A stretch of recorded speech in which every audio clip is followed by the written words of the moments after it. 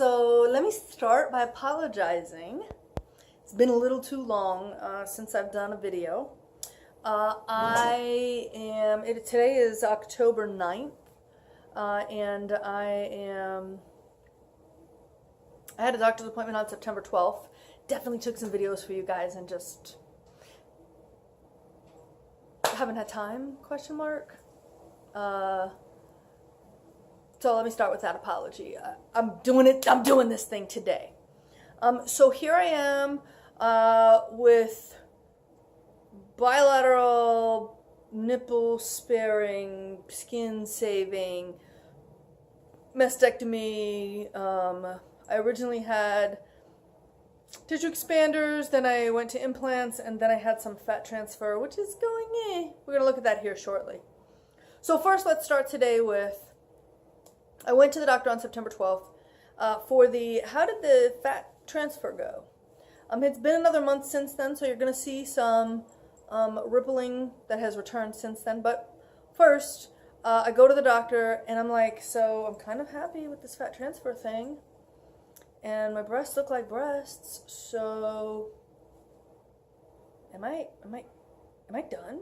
Like, I didn't even bring you a thank you note. Are we supposed to have like a little celebration? Should somebody bring like the with a little right? Should there be like a little celebration? I didn't bring any birthday hats. Is there? So I went in feeling a little weird. So let's take a look at that first. Another trip to the doctor's office, YouTube. So something I didn't tell you guys about last time was that I went and saw the doctor, and he gave me a USB with what I thought was all my photos. He gave me a pre-op and a post-op photo. He takes my picture pretty regularly. So I plan on asking him today. I brought a list of all the times, front and back, of all the times I've seen him, so I can be like, I'm gonna need you to do better. But something I want to talk about before I go in here today is, what does it look like when you're done? Like, hey, my boobs are done, like all baked. You made me some new ones, they look great. Now what? I don't know what that looks like. So we'll go in here and find out how close we are, and I'll let you know what happens. This might be the last time, or one of the last times, I'm sitting in this little waiting area. And that feels weird. Like, I wonder if I should ask Dr. Benosa, do you want to say hi to patients? Do you want to the friends, to the YouTubes? Maybe I should ask Dr. Benosa, like, you're kind of YouTube famous. Do you want to say hello to all the people watching in YouTube land? Like, it just feels weird. Like, I kind of don't want to say bye. Is that bizarre? I don't know. Yeah, so you can see I was feeling kind of weird. Like, is this the last time I'm going to be here? Is this the last stop in the office? And then I went out to the car and talked to you guys a little bit. It was 100 degrees outside. September 12th, 100 degrees outside. So I didn't stay for very long, but here was sort of the wrap-up of that appointment and kind of some thoughts I was having. Okay, so it's a little too hot to go into a lot of detail before I leave the doctor's office, but I want to say this. There's some like weird, I'm going to call it separation anxiety. I don't know the right word. For this relationship and how I feel sort of being done. So Dr. Benosa made it clear, not done. You're never done. But he's going to do a 6-month follow-up after the implants are settled in for 6 months. And then 1-year follow-ups after that with some MRIs or mammograms or something to see if cancer came back, or cancer came, since there was no cancer, to my nipples or to anywhere, like, you know, behind the implant or anything, and the life, like, check the life of the implant. How's it doing? I guess that happens at, I forgot already, because I trust him. 2 years? I think he said 2 years, and then every 3 years thereafter, or something like that. He's going to see me back in 5 months, which is really crazy. But while I was in there, I really sort of like took like a little tour of the office, the outer office, like the waiting area, because I never do that. And he actually just has like awards upon awards upon awards, and it's kind of crazy. Like, check this out.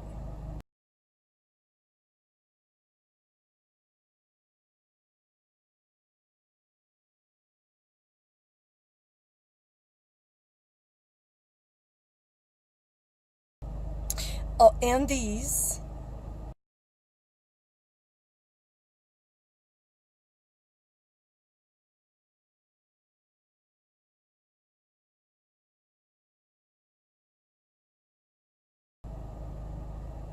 Like, that's just too much awards. Like, seriously, dude. Unbelievable. What a phenomenal plastic surgeon, reconstructive surgeon I had. I am really happy with the results.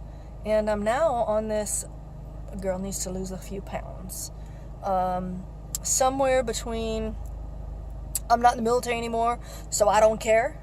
And, oh, I got cancer, about to have some chemo, not gonna be able to eat, gotta take some radiation, not gonna like my food, gonna be throwing up all the time. Eat whatever you want. Somehow I'm in a place I can lose at least 40 pounds. So I'm definitely gonna be working on that. Right now, it's like, it's Vegas. I'm gonna show you something. I can't even. 100 degrees. I'm not kidding you. September 12th, 100 degrees. Las Vegas, can you not? Can you just not? It's a lot. Anyway, I'm gonna head home and get this video put together for you guys. Okay, so I'm not done because you're never done, right? But I'm sort of done. He said he'll see me at least every couple years to check on the health of the implants, do an MRI, checking for, hey, you still have nipples and it's possible that breast cancer got to the back, right? I didn't have breast cancer.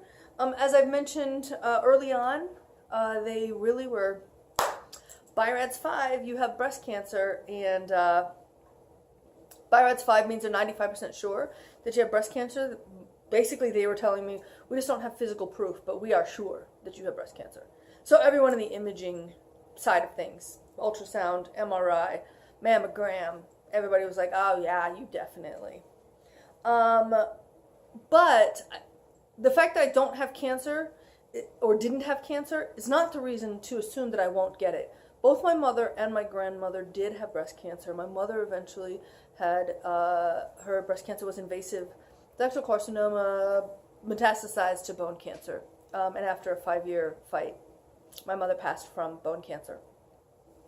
And then my grandmother also had breast cancer in her line. So we have a pretty direct line to likelihood that me or my sister will get breast cancer, pretty good.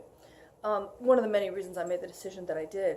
So we are still going to go back and do, hey, let's make sure we're still healthy. You know, you still have nipples, which is technically breast material. And, you know, what about the you know, few breast cells that might have been missed here or there? Let's make sure that you don't have breast cancer. So they'll continue to monitor me, believe it or not. And they have to monitor me anyway for implant health. So I'm going to keep on seeing my doctor. How amazingly impressive was this guy? I mean, actually, I don't know if you guys remember in the early videos, I was like, I mean, I could use a little better bedside manner. He was just really like, these are the facts, this is what's going to happen. Problems? And I was really, it's an emotional time for a woman, and I don't think he really gave two shits. And that bothered me at the beginning. Now, after seeing his work and after building a relationship with him, I just see he's slow to warm up.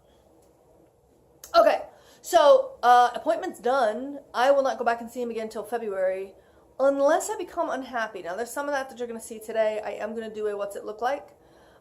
So I'm about to take my shirt off and we'll, you know, Band-Aids or whatever to cover the nipples.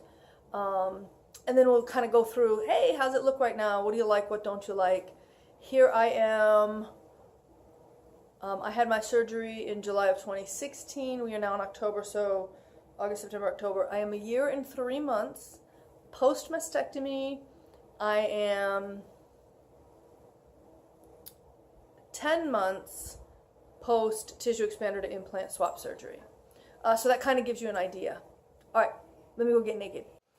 Okay, so I am topless, except of course my nipples are covered. So for those of you who, right, so I want to be able to put this on YouTube and get as many people who want to see something like this the opportunity to see it. I will post a second version today that has here's the whole video again, complete with my nipples. So if you'd like to see that, I will put that in the comments below. Okay, so let's get started. This is me right now. So approximately, I'm a D cup now. I am really happy with the results. This is like, well, these are like almost real boobs.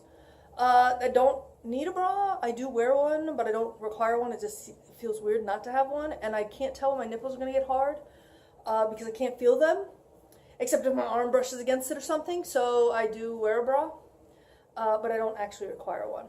So let's just start like we always do in my armpit. So I don't even know if you can see the scar right now. It's almost gone. So the scar runs, not gone. You know the scar will never go away, but from here to here is the scar still. But I have no pain here. Every now and again, I get tender here, and that's that. Got a little piece of booby in my armpit. I do have a video for that. I'll list that here as well. So some of that is sort of PMS time, believe it or not. I get a little bit tender. But also sometimes I do have cording, and that comes to, like, I can feel it right on the scar itself, radiating up into my arm. Occasionally I can actually feel cording in the arm. Like, oh, hey, there's some tenderness there. But it's actually inconsistent right now. So, really lymph node excision scar, not doing so bad. And then on the side here you can see, I have to actually lift my breast up for you to see my scar because they're really tucked under there well. So if this breast is just hanging, the scar, I don't even think there's anything showing. The scar is under the breast all the way. So if you looked at me face on, you really can't see the scar itself. Sensation, sadly, I don't think I'm going to get a lot of that back. About here, I'm still, that's when it starts to fade, and it's almost nothing underneath. So you could probably stab me, and I might not know. And then, if we move over to this other side, of course, no armpit scar. And then this, I don't know if you guys can see that, the ripples are coming back. So what that means is the fat that they injected, you can still actually see the scars. It's true on both breasts, actually. So, more on this breast, though. This, and this are the three places where Dr. Benosa injected fat into my breast, sort of trying to fill and round this out. And it was originally smoother, but then now we're back to, there are ripples here. I can feel them, and I don't know if you guys can see them. They're almost, not 100% where they were before, but enough that I'm like, about those ripples. I don't know that it's worth another surgery. Because the surgery was kind of painful. He didn't actually take much fat, by the way. Still big girl in the belly. So it's kind of painful. And I don't like that the scars aren't going away. That kind of bothers me. This is actually, I can feel it. It's like the dots on the side of my body. You can actually still feel that. And the chances of success seem kind of low. At least based on my experience, right? So, the ripples are there, but they're less obvious, but they're definitely still there. So I don't know if it's worth going back and going back and going back. Maybe when I swap out implants, he can, like, literally move a hunk of fat up there. I don't know. If I really get impatient about it, or if it really is bothersome, then maybe I'll go back before February. But otherwise, I'm fine with that. On this side, I had one deep ripple that was right here, and that has not happened. It hasn't come back. If I really feel for it, I know where it was, so I can feel where the ripple used to be, but it's not visual. I can't see it. Oh, and I forgot to do a scar on this side. It is also tucked up under. You can see it's still kind of purple. This one did get cut in August. When he did the fat transfer, he also did a release on this side. So this scar tissue is still a little kind of, feels deep. It's kind of purple. As compared to this scar tissue, which is really pretty much healed. We're now at pink. As for my belly, he did cut into my belly, so let's see if we can get you. So he cut into my belly. Right here is my scar. And right here. Now here's something I don't like. You can tell that he took fat from right here. Like the actual, I have mom belly, and he took fat from here, and I can see it. Like, I don't know if you can actually see. It's like a pocket right here. Like I can put my hands in my two little missing fat pockets. So my belly is, I don't know, misshapen compared to what it used to be. That kind of bugs me. And the scars aren't going away very easily either. So there is, what does it look like 15 months after the mastectomy, 10 months after the tissue expander to implant, 2 months after fat transfer. I will do another video for you, so what you have to look forward to is, I have a time lapse of the fat transfer surgery, so not during the surgery, but hey, this was day 1. Now this is what I look like on day 2, and here's what I look like on day 3, and I'm going to try to time lapse those. That's a very time consuming video to make, but I will get that done for you probably in the next couple of weeks. And then otherwise, thank you guys so much for watching. I'm so sorry that it took me so long to get back to this. I am happy for all of the subscribers that I have. That I'm just flattered and encouraged by the types of comments and conversations that we're having in the YouTube comments. So thank you, thank you. You know, I mean, just literally my heart goes out to you. For all of you going through the journey, please don't hesitate to contact me. And I actually have a new Facebook friend off of my YouTube channel in Canada, and I hope, in fact, I hope you're doing well. For her privacy, I'm just, hey, hi Canada, I hope you're doing well. And I think that's exactly what we're here for, to support each other and help each other through these times. It's emotionally, this whole process blows, but being able to share it with others is pretty cool. So you guys are phenomenal. Okay, so as usual, subscribe, and I'll see you in the next video, which I hope will be in the next couple of weeks.